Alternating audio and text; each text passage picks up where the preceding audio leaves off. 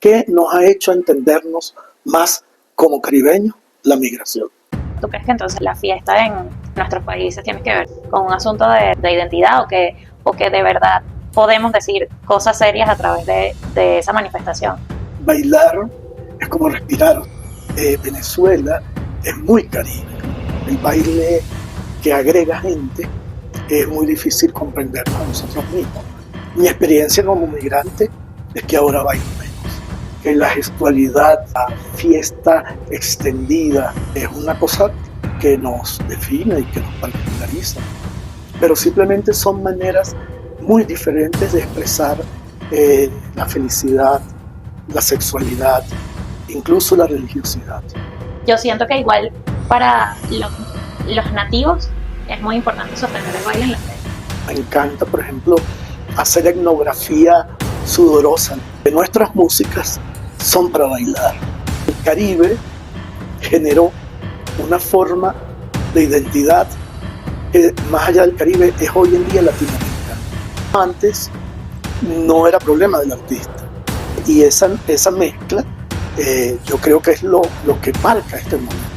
La necesidad no solamente de que tú hagas arte, sino de que tengas un proyecto y esos proyectos sean, para decir con otra palabra, lugar común, sustentables, realizables en el tiempo. Estamos de fiesta, este es el episodio número 10 de Al Son que nos toquen y para celebrarlo vamos a hablar de los temas que más nos gustan, la música, el baile y el Caribe.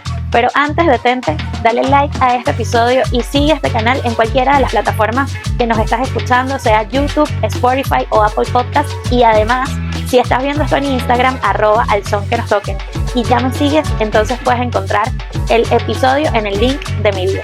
Otra invitación que te hago es a que si quieres recibir el newsletter especial por estos 10 episodios donde te cuento todo el proceso que he tenido durante estos 2 meses y medio haciendo un podcast semanal de manera autogestionada, te puedes suscribir a la lista de correos entrando en alsonquenostoquen.com y llenando el formulario que solamente te pide el correo electrónico apenas entras a la página desde tu celular o desde la computadora. El invitado de hoy es Tulio Hernández, un sociólogo cultural con innumerables libros, artículos, entrevistas publicadas, toda una vida en la docencia e incluso en la dirección de instituciones culturales en Venezuela.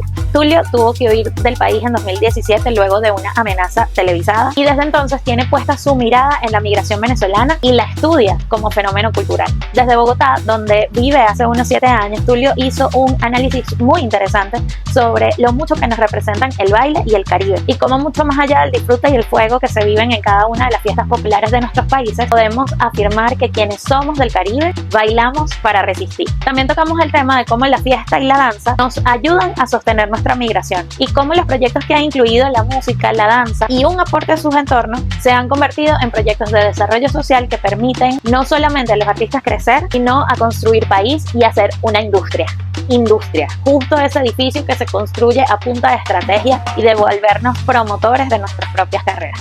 A propósito de esto, recuerda que si ya vives de tu arte y sabes que hay una gran idea dentro de ti que quieres lanzar, pero aún no sabes cómo, yo puedo ayudarte a convertir esa idea en un proyecto que se convierta en un antes y un después en tu carrera artística, que te consolide como referente y transforme el lugar desde donde creas. Por eso te invito a mi web, alsonquenostoquen.com, para que te postules a mi programa de acompañamiento estratégico de 9 semanas, mis asesorías 1 a 1 o a que descargues mi clase grabada de storytelling para narrar con propósito. También encontrarás merch como hoodies que puedes personalizar, vasos térmicos, tags para tu maleta de viajes o una hoja de stickers para llevar el baile a donde quiera que estés. Y además una campaña de recompensas para que a cambio de tu contribución, para que yo pueda continuar con mi carrera como bailarina en competencias de bachata, tú puedas llevarte cartas de agradecimiento exclusivo, audios para la estrategia de tu proyecto y un adelanto de mi guía para viajar bailando. Tulio Hernández es amigo de esta casa.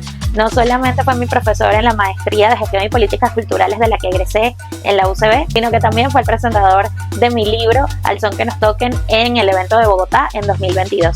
Esta ciudad la compartimos durante 7 años, nos volvimos familia y hoy nos volvimos a encontrar para conversar frente a la cámara sobre nuestra manera de hablar, de caminar y de bailar juntos al son que nos toquen.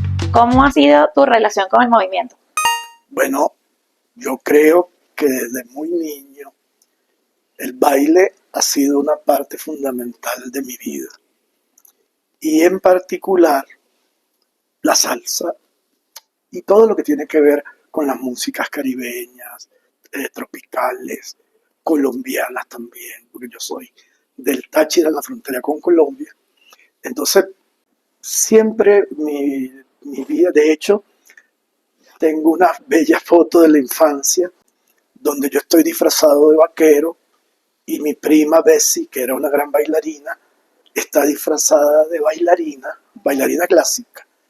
Y los dos ganamos en un carnaval en el pueblo donde nací como mejores niños bailarines. Y desde entonces he estado asociado al baile, pero también he sido amigo de bailarinas, desde bailarinas y bailarines de danza contemporánea.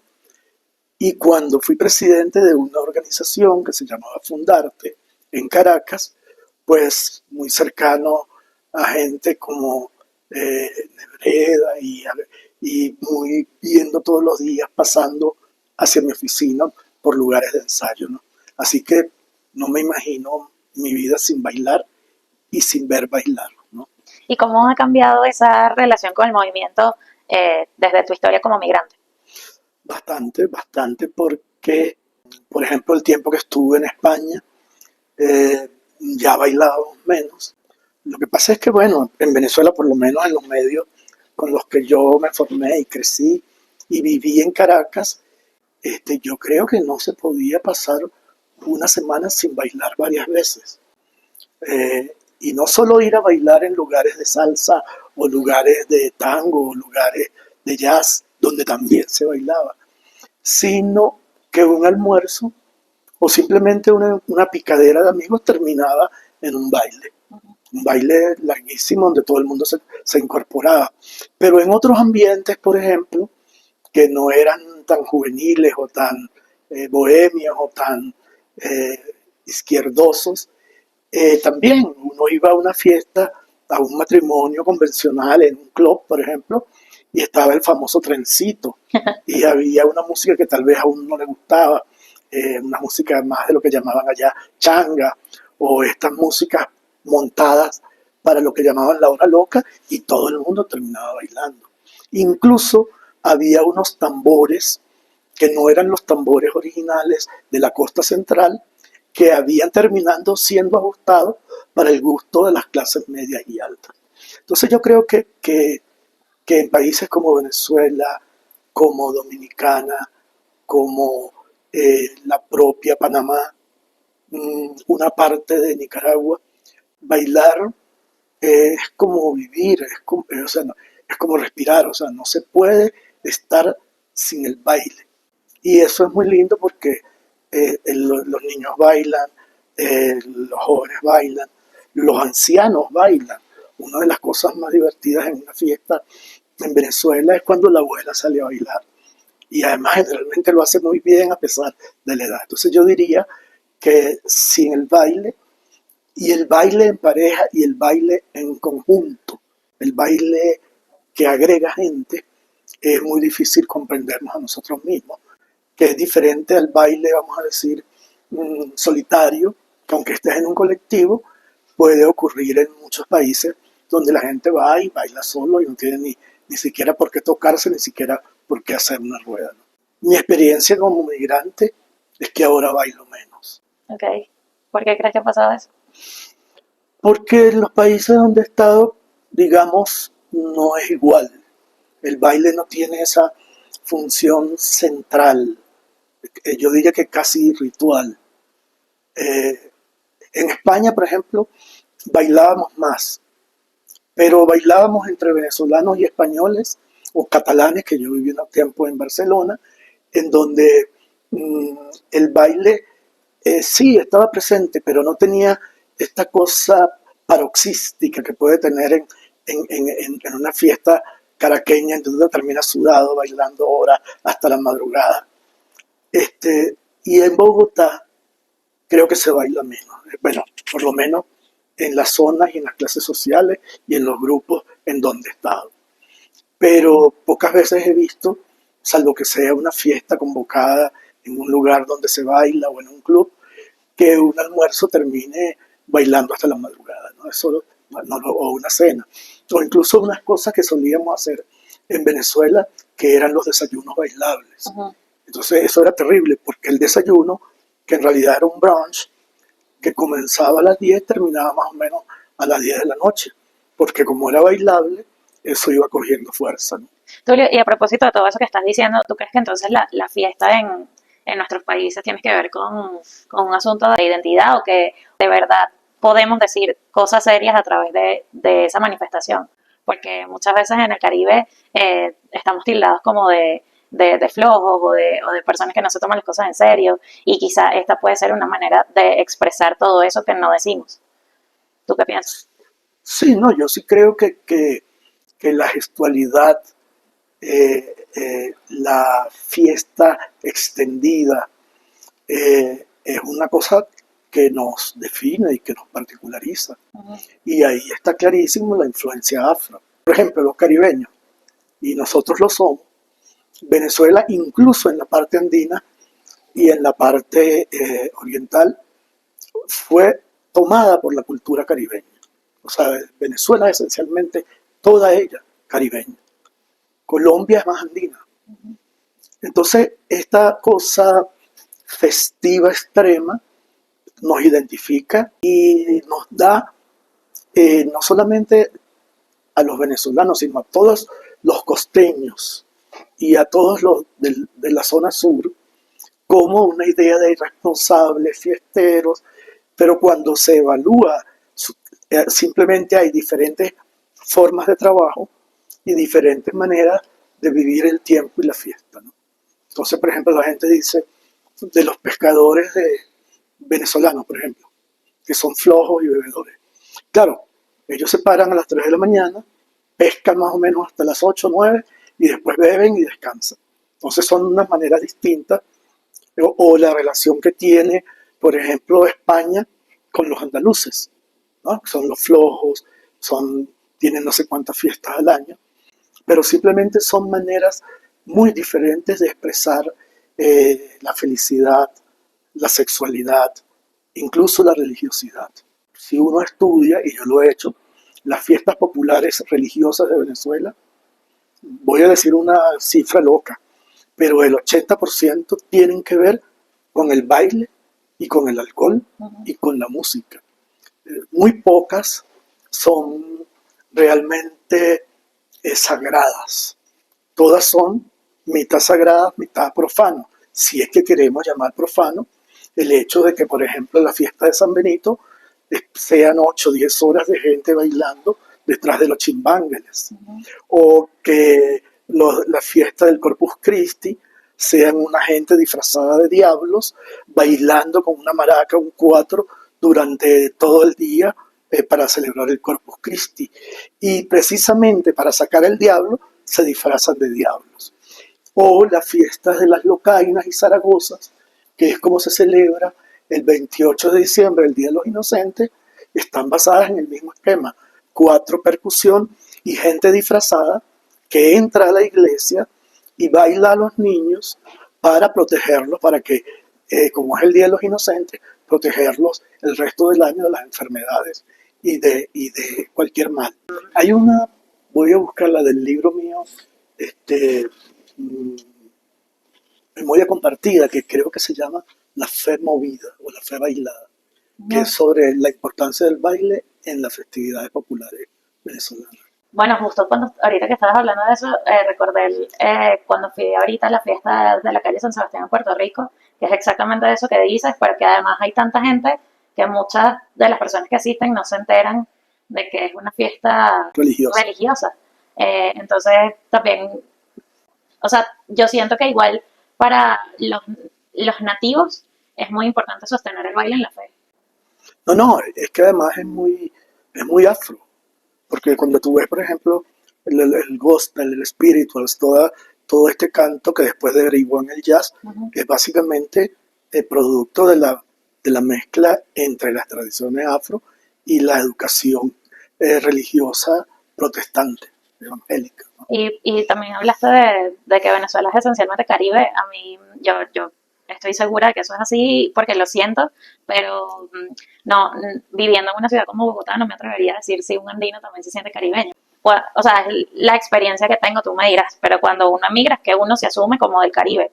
Cuando vives en Caracas y tienes la playa a media hora, como que eso te parece muy normal. Y cuando vas marcando distancia, sobre todo en ciudades que tienen sus noches de 9 grados todo el año, pues es que te das cuenta de que sí, somos del Caribe y tenemos una identidad muy particular que compartimos con otros territorios. Sí, yo creo que en Venezuela triunfó lo afro, para no decir como diríamos allá normalmente lo negro, Ujú. en toda la cultura. Y Venezuela es un país mucho más unificado culturalmente que Colombia. No es un país de regiones muy marcadas, existen. Pero tú vas al Táchira, por ejemplo, y la gente, no vas a ver una gente con una ruana tocando bambuco, la gente está bailando vallenato, la gente está bailando salsa, la gente está bailando calipso, lo mismo en Mérida y en Trujillo. Sí hay algún esfuerzo por mantener algunos ritmos y algunas tradiciones, pero gestualmente además Venezuela es muy caribe, o sea, en Venezuela dominó poco a poco a lo largo del siglo XX por diversas vías lo Caribe. Y particularmente a partir de los años 70, con la aparición de grupos que fueron entrando en la industria del disco y en la industria televisiva, recuerdo algunos como Un Solo Pueblo, que empezaron a ir a buscar las músicas tradicionales de la costa, pero también formas intermedias como la fulía, la parranda, o del zulia como la gaita, que se convirtió en música urbana, o la gaita del furro, que es una de las músicas más complejas y melódicas del sur del lago.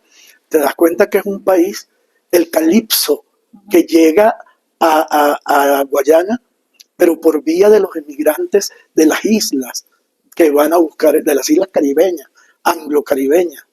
Entonces tú ves que es un país que por todos lados ha tenido una presencia muy fuerte de lo afro, de lo caribe, incluso de lo que le llega de Colombia. Porque cosas como el merecumbe en Venezuela eran de un gran éxito. Y el merecumbe, tú lo sabes, es un invento colombiano de la mezcla del merengue con la cumbia. Y en un estudio de consumo cultural que hice hace mucho, hace como 20 años, pues yo juraba que nuestro país era fundamentalmente salsero. Y lo que nos resultó es que lo que más se oía, claro, es un estudio en varias clases sociales, pero especialmente en los sectores más populares, lo que más se oía era el vallenato. Y el vallenato tiene una base rítmica también afro, aunque tenga otras variantes. Entonces, eso es muy interesante, pero tú tienes razón. ¿Qué nos ha hecho entendernos más como caribeños? La migración. La migración nos ha ayudado a vernos más como somos, a reconocernos la gestualidad y a reconocer la importancia de la música, pero de la danza, del baile, digamos, en lo que somos. Y eso a mí me encanta, por ejemplo, hacer etnografía sudorosa, la que uno puede hacer en el Transmilenio o en una calle transitada como la Séptima Avenida, viendo las maneras de caminar y decirle a alguien que está a tu lado, esa es venezolana, eh, que ha puesto tanto, pero ¿cómo sabes? Preguntémosle. Entonces, bueno, ahí me puedo ganar una cerveza o dos. Y, de hecho, hay canciones, muchas canciones de salsa y de otros ritmos que hacen alusión directa a la manera que tienen las caraqueñas o las venezolanas al caminar. Y eso no es casual, ¿no? Ahí hay un feeling eh, que tiene que ver con la manera de bailar. ¿Y crees que esa manera de caminar o de bailar o de moverse cambia cuando uno migra? No creo, pero creo que hay cosas que se suavizan, por ejemplo, nosotros somos un pueblo gritón, nosotros hablamos duro. Y cuando uno llega a Chile, por ejemplo, y empieza a hablar normal, te das cuenta que eres como un elefante en una cristalería y empiezas a bajar la voz. Aquí en Bogotá se habla más suave y los venezolanos empiezan a bajar la voz. Cuando yo vivía, por ejemplo, en Cataluña, para hablar de gente que es iberoamericana también, viví varias experiencias de grupos de venezolanos reunidos y alguien mirándome a los ojos diciendo, decentemente que bajáramos la voz, y yo le pedí al grupo que bajáramos la voz, que estábamos perturbando el lugar. Pero a los 15, 20 minutos otra vez estábamos gritando. Entonces, bueno, igual que los costeños acá, ¿no? Son vistos, igual que los rumanos, los marroquíes en España vienen a perturbarlos por el tono de voz. Por ejemplo, yo vivo en una zona del norte, allá es más fuerte todavía, porque allá nadie pone música. Y yo soy uno de los pocos que pongo música, y cada vez la oigo más baja, porque me parece que voy a perturbar a los vecinos, ¿no? Y cuando se oye música cercana, en esa zona, una zona clase media, acomodada, de poco erotismo urbano, cuando se escucha música y ruido, yo digo, esos son colegas venecos, porque no es igual aquí en el sur, ni siquiera aquí, en zonas como Chapinero, pero hay zonas donde o sea, subirle un poquito de volumen al equipo de sonido es un crimen. Acabas de nombrar varias veces la música, incluso en el estudio de consumo cultural, que me llamó la atención porque, por ejemplo, todo depende del entorno, la percepción que uno tenga, y en mi entorno jamás he escuchado vallenato hasta que llegué a Colombia hace 8 años. Entonces, a partir de todo esto que has hablado, siempre has mencionado el baile y la música en paralelo. Entonces, ¿cuál es la importancia que tiene para ti esta simbiosis? Claro, que nuestras músicas son para bailar. Recuerdo una película, la primera que se hizo, sobre la dimensión latina, allá por los años 70, 1970, que el documental comenzaba con esta frase. Así como dicen que la salsa solo sirve para bailar, yo digo que la música de Bach solo sirve para escuchar. Era como una venganza, ¿no? Pero efectivamente, buena parte de nuestras músicas que están basadas bajo el esquema rítmico que proviene del África, o sea, ahí se une el jazz, la salsa, el reggae, las músicas como la cumbia, todas ellas tienen como fundamento que son bailables. Las puedes oír. Hay piezas de salsa que son casi sinfónicas, pero no puedes dejar de moverte, no puedes dejar de bailarla, porque en ella está su origen. Y lo ritual, habría que buscarla, en el fondo de todas hay una relación con lo ritual, con lo ritual. Y tanto es así que en Caracas y en muchas ciudades venezolanas, a los muertos se les enterraba bailándolos. O sea, se les llevaba en hombro y habían unos personajes especializados en saber bailar los muertos. Y entre más bailado era el muerto, es porque era más querido, merecía más baile, porque había sido mejor gente, más colectivo, más respetuoso con la comunidad. Entonces, es muy difícil entendernos sin el baile. Y sin la música. Y sin la música. Bueno, sin la música es muy difícil entender a ningún pueblo. No. Porque otra cosa que recuerdo cuando de nuestras conversaciones ahorita que estás mencionando esto, es que la cumbia atraviesa toda Latinoamérica, aunque no haya llegado específicamente a Venezuela, pero va desde México hasta Argentina. Bueno, la cumbia es un fenómeno de expansión. La cumbia es muy colombiana. Sí, claro. Pero la cumbia ha ido adquiriendo formas tecno. Por ejemplo, hay una cumbia tecno en Bolivia, que es muy importante porque está mezclado con lo indígena. Hay una cumbia en Argentina, incluso hubo una época importantísima, mientras se estaba dando el movimiento de rock en español, por otro lado hay un movimiento de cumbia muy ligado a las clases populares. Y en México hay una película, no me recuerdo del nombre, lamentablemente, que está basada en los migrantes mexicanos a Estados Unidos alrededor de una manera particular de bailar la cumbia asociada al rap. Entonces, te lo mencionaba porque eso, yo siento que Latinoamérica está atravesada por la cumbia, pero el Caribe está atravesado por estos otros géneros que hacen parte de nuestra identidad, ¿no? La salsa, el merengue, etcétera. Y gracias a eso es que yo siento que desde la música, eso es lo que nos hace más caribeños, compartir todo eso con el Caribe y no necesariamente con el resto de los países con quienes tenemos algunas uniones en otras cosas, pero no necesariamente en eso, que eso nos define demasiado. Claro, pero el otro fenómeno es que hasta los años 60, 70, cuando empezó la salsa, los géneros eran muy nacionales. O sea, la plena y la bomba eran puertorriqueños, el son era cubano, el merengue era dominicano, en fin. Y la salsa fusionó todo eso y hizo que eso explotara también hacia el sur. En Colombia, en Bogotá, yo la visité en los años 70. Aquí bailar salsa era casi como, no proscrito, pero era de gente, dirían en Venezuela, chimba, ¿no? No estaba bien visto y se bailaba en muy pocos lugares. Hoy en día la salsa es normal, hay emisoras de salsa, hay. Igual en Ecuador, era muy raro que en esa época gente bien, quiero decir, de clases sociales acomodadas, universitarios, bailaran esos ritmos. Hoy en día es no solamente normal, tienen sus propios géneros. Entonces, podríamos decir que el Caribe generó una forma de identidad que más allá del Caribe es hoy en día latinoamericana. Así como Argentina y México generaron unas formas del rock en español que ya no son de Argentina ni de México, sino que son latinoamericanas.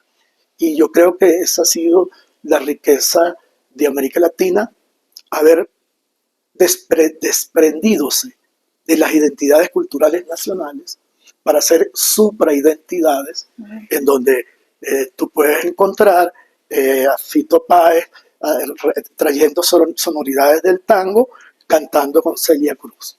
Entonces las tres cosas fundidas en un solo discurso musical. Tulio, ¿y por qué si la música y el baile son tan importantes para la región, es tan difícil que una persona se asuma como artista y que le cueste tanto, pues, decir, bueno, yo voy a vivir de esto y no de lo otro? Sí, sí, bueno, no sé, es que tengo muchas cosas en la mente, pero voy con esto primero. Es que depende de qué tipo de artista quieras ser. Uh-huh. Porque si tú eres un músico de salsa tradicional, bailas y cantas y puedes vivir de eso exitosamente. Uh-huh.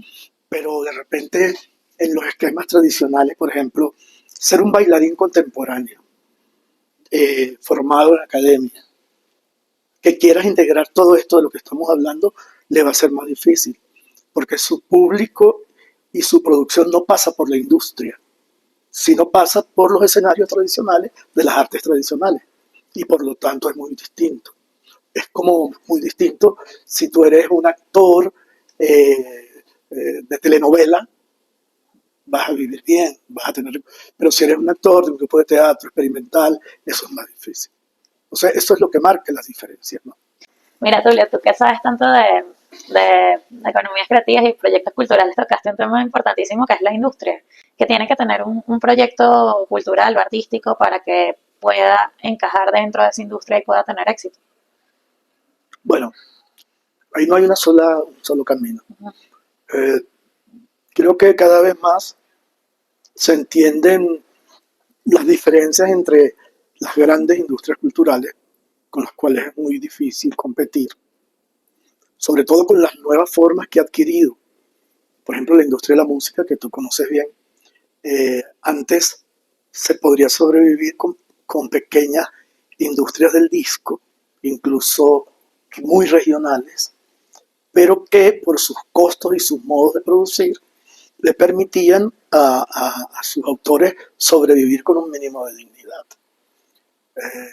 En otro estudio que hicimos una vez, cuál fue nuestra sorpresa para entender que quienes más vendían discos, estoy hablando de la época del acetato, eran los músicos llaneros.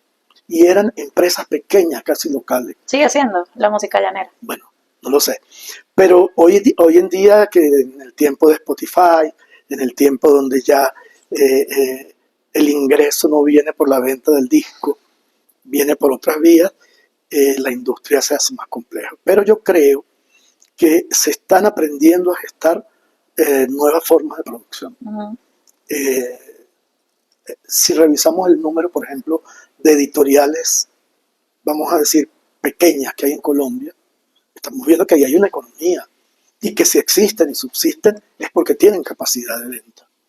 Está el fenómeno, el escritor solitario, que antes hubiese tenido que esperar y hacer cola en una editorial grande para poder ser leído, hoy manda a Amazon y a muchas empresas que han aparecido diciéndote, te hago el libro, si quieres te lo ayudo a escribir y si quieres te lo redacto. Entonces, estamos en un momento de transición entre buscar la viabilidad de los proyectos utilizando todos estos nuevos recursos, no solamente de nuevas formas de producción y distribución, sino de lo que la tecnología nos está proveyendo. Es que creo que incluso ahí hay un tema, que es que el artista que se queda en solamente querer bailar o solamente hacer música o solamente es el artista que no tiene un proyecto y es un poco, yo siempre lo hablo con las personas que tengo la fortuna de acompañar, que es como tú tienes que pasar a tus seguidores de seguidores a fans y el fans es el que te compra, pero ¿qué te va a comprar si no tienes un producto para ofrecerle? Entonces siento que al artista muchas veces le cuesta ese tema porque no está acostumbrado a entender qué puede significar un proyecto que no sea solamente hacer obra. Claro, porque eso antes no era problema del artista. Eso era un problema de las empresas y de los productores o del Estado. O sea, las compañías de danza grandes de América Latina eran todas financiadas por el Estado. Las sinfónicas, por ejemplo. La diferencia de los Estados Unidos, donde estaban marcadas por las fundaciones privadas, en América Latina todas las orquestas sinfónicas eran financiadas por el Estado. Entonces, ahora hay un cambio, como para decir el lugar común, de paradigma, donde todo esto se ha mezclado. El Estado sigue existiendo, pero también hay músicas académicas que funcionan de otras maneras, incluso en la calle, como músicos de calle. Entonces, hay un reacomodo, pero estoy de acuerdo contigo. Ahora el artista es también, o debe ser también, o debe pensar como lo que antes era solo tarea del productor. Y esa mezcla, yo creo que es lo que marca este momento. La necesidad no solamente de que tú hagas arte, sino de que tengas un proyecto y esos proyectos sean, para decir con otra palabra, lugar común, sustentables, realizables en el tiempo. Ahí voy con otra enseñanza importante que aprendí en la UCB y creo que se traspola a todo, es que eso, que los proyectos para que sean sustentables y sostenibles tienen que dejar un aporte. Entonces ya no es solamente hacer la obra porque tú eres artista y quieres hacer algo para ti, sino ver también cómo aportas a tu entorno, al gremio, al lugar donde vives, al país que dejaste. Siento que esos son los proyectos al final que tienen como más relevancia. No sé qué opinas. Sí, yo creo que sí, y incluso se está produciendo también un cambio en la cooperación internacional. Entonces, ya la cooperación está exigiendo rentabilidad social de lo que haces. Entonces, incluso eso tampoco es tan nuevo. Proyectos como el Sistema de Orquestas de Venezuela. Sí. Ese proyecto fue muy exitoso en encontrar dinero de los organismos internacionales porque siempre se planteó no como un programa cultural, sino un programa de desarrollo social. Y Abreu, su creador, siempre decía, porque es que la orquesta no es solamente una cosa musical, es para enseñar a los muchachos cómo se trabaja en equipo. La responsabilidad individual. Si te doy un instrumento, tienes que cuidarlo. Y cómo se puede mejorar la vida en la medida en que le agregas a lo cotidiano de lo que haces la dimensión del arte, de la belleza. Y cómo involucrar a los familiares. Si tú tienes un hijo metido en el sistema, tienes que atenderlo, tienes que traerlo al ensayo, tienes que responder. Entonces, la orquesta dejaba de ser un aparato de producción musical para convertirse en un instrumento de desarrollo social. Y yo creo que de ahí en adelante, eso hoy en día es una exigencia para todo proyecto artístico en el contemporáneo. Total, o sea, tener una promesa de valor, no vender lo que siempre dice Coca-Cola, que ellos no venden un refresco, sino que venden felicidad. Ver de qué manera se puede transformar lo que tú haces en algo que agregue valor al otro. Tulio, ¿qué significa bailar al son que nos toquen para ti? Bailar al son que nos toquen, hablamos de tu libro. No, O hablamos- hablamos del dicho popular. No, pues es que ese dicho tiene una connotación muy particular. A ver, Bailar al son que nos toquen era aprender a entender las circunstancias, por difíciles que fueran, y llevarlas de la manera más feliz posible. Porque bailar es sabroso, pero el son que nos toquen es, bueno, si te cambian el son, sigue bailando y hazlo con la misma alegría. Se parece mucho a un término de moda que es resiliencia, ¿no? Es como asumir la adversidad o el cambio de situaciones de tu vida con una gracia, con diversión, con placer, que es lo que es bailar. gracias, Tulio.